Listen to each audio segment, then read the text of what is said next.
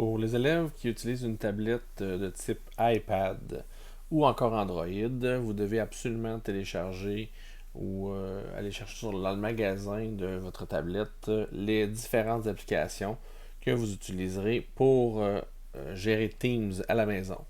Donc, si on a Microsoft Teams ici de télécharger, on va devoir télécharger également OneNote qui va agir comme bloc-notes de l'élève si l'enseignante veut partager des fichiers, des activités, des devoirs, comme un cartable papier qui est transféré en électronique.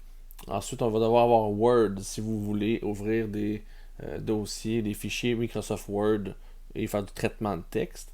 Et pour faire ceci, les trois applications, vous devez aller les chercher dans le App Store pour Apple ou le Android Store si vous avez une tablette Android. Pour commencer, vous allez dans le App Store juste ici. On va les rechercher en bas ici. Et on vient juste taper ici Teams. Maintenant, on voit que j'ai déjà téléchargé. Donc, on ferait ici Obtenir. Et on laisse le temps pour l'application de s'installer sur la tablette. Sinon, on peut l'ouvrir tout simplement.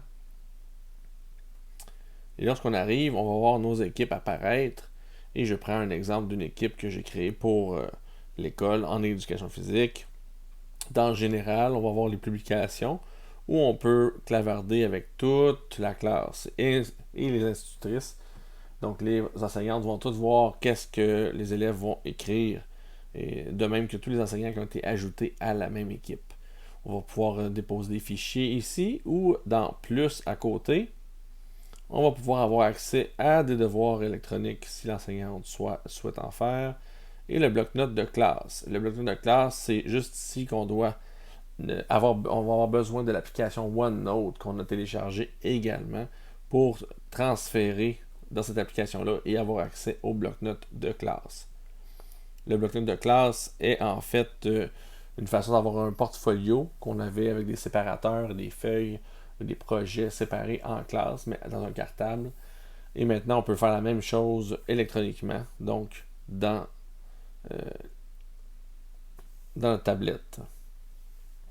Cette vue-là, en fait, ressemble beaucoup à ce qu'on va avoir sur un ordinateur. Donc, ça revient assez convivial. La seule chose, c'est que ça prend différentes applications pour la gérer. Donc, on va avoir ici toutes les différentes sections qui vont être disponibles. En cliquant sur la flèche en haut, on va avoir accès aux sections du cartable, donc de l'enseignant avec le nom. On verra pas tous les noms ici, mais on va voir juste le nom pour l'enfant et on va pouvoir naviguer à l'intérieur pour pouvoir avoir accès aux documents et ensuite faire les travaux qui sont demandés. Donc, j'espère que ça a été aidant. Sinon, on se revoit bientôt.